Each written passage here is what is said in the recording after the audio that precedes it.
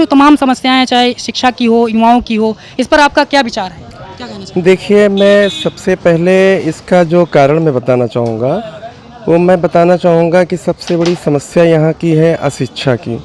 अगर अशिक्षा दूर होगी तो निश्चित रूप से लोगों को ज्ञान मिलेगा, और ज्ञान मिलेगा तो लोगों की विचारधाराएं बदलेंगी और उसका परिणाम बड़ा ही सकारात्मक आएगा। दूसरा चीज़ मैं ये बताना चाहूँगा, यहाँ के पिछड़े होने के कारण यहाँ पर राजनीतिक इच्छा शक्ति की बहुत बड़ी कमी है। यहाँ पर राजनीति को अपना हथियार तो लोग बनाते हैं, लेकिन उस हथियार से लोगों के जो है बुराइयों को काटने की बजाय उनका जड़ ही काट देते हैं। मतलब उनका जो सकारात्मक अग्रसर होने वाली, जो विकास वाली सीढ़ी वाली बात होती हैं, वो सब दिक्कतें पैदा कर देते हैं। तो मैं ये चाहूँगा कि राजनीतिक इच्छा शक्ति भी चाहिए, और राजनीतिक इच्छा शक्ति के साथ में आगे बढ़ने का, सामाजिक सुधार करने का, समाज को एक नई दिशा देने का एक जज्बा होना चाहिए।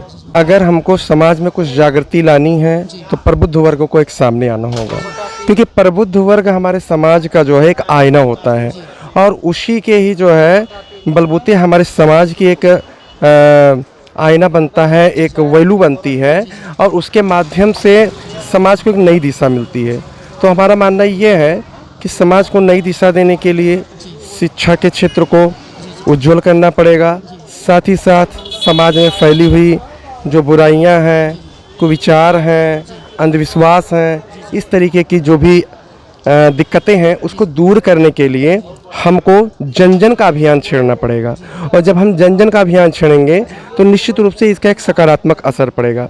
साथ ही साथ ये एक तो सामाजिक तरीके से सुधार का एक नमूना हुआ।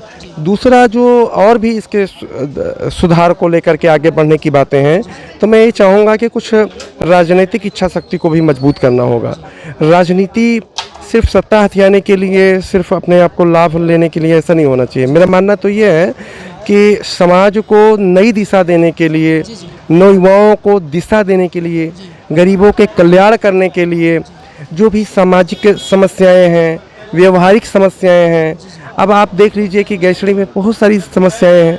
उन समस्याओं का निदान अगर एक एक करके इस तरीके से होता रहे तो कहीं ना कहीं अगर शिक्षा की बात आपने जैसे कही, शिक्षा के माध्यम से युवाओं को सही दिशा दी जा सकती है। कहाँ पर कमी क्या है कि सही शिक्षा नहीं मिल पा रही है? आप जो प्राथमिक स्कूलों की बात करें या क्षेत्र में पूरे शिक्षा को लेकर जो मानसिकता लोगों में बनी हुई है, प्राथमिक स्कूलों में कोई पढ़ाना नहीं चाहता है, अपने बच्चों को प्राइवेट स्कूलों की ओर मुख कर रहे हैं, तो रीज़न क्या है? गुणवत्तापूर्ण शिक्षा क्यों नहीं मिल पा रही है? कमी कहाँ है? देखिए, गुणवत्तापूर्ण शिक्षा में कमी होने का प्रमुख जो कारण मुझे दिखाई देता है वो दोनों तरफ से है।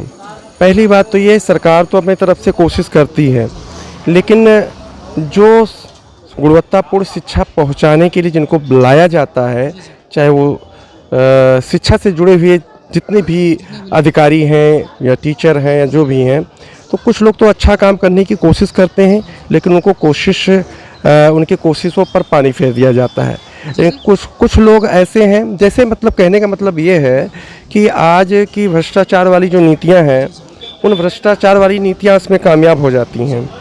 तो यहाँ पर ये है कि टीचर, कुछ लोग तो करना चाहते हैं वो, लेकिन वो कर नहीं पाते हैं। लेकिन कुछ टीचर ऐसे भी हैं जो काम करना भी नहीं चाहते हैं और काम ना करके फिर अपनी उल्लू सीधा करते रहते हैं। तो एक तो ये रीज़न है, और दूसरा जो रीज़न है वो ये है कि हमें जो अभिभावक हैं, वो अभिभावक अभी तक इलिटरेट रहे हैं। वो अभिभावक अभी उनका उतना ज्ञान नहीं बढ़ा है कि जिससे उनको ये मालूम हो सके कि हमें अपने बच्चों को अच्छे रोज़गार देने हैं, अच्छी शिक्षा देनी है, उच्च स्तर की पढ़ाई करवानी है, ये सारी चीज़ें उनको मालूम नहीं होता है।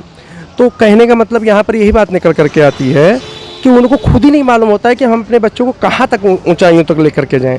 तो यहाँ पर एक बात और निकल करके आती है कि हमें उनके अभिभावकों को भी जागरूक करना होगा, उनके सपनों को बढ़ाना होगा, उनकी आवश्यकताओं को बढ़ाना होगा, उनके उद्देश्यों को लक्ष्य केंद्रित, राष्ट्र उत्थान के प्रति, स्वावलंबन के प्रति जागरूक करना पड़ेगा।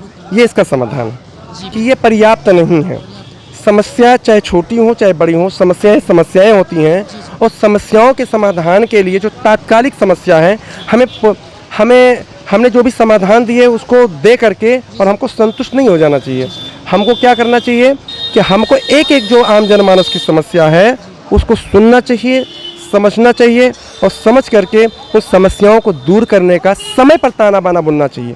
ऐसा नहीं कि जब चुनाव आए तब फिर अपना बोरिया बिस्तर ले करके और गांव की ओर तरफ वोटरों की तरफ चल दें। मेरा मानना यही है कि अगर 5 साल तक आपको सत्ता जनता ने सौंपा है तो आप 5 साल डट करके मुकाबला करें।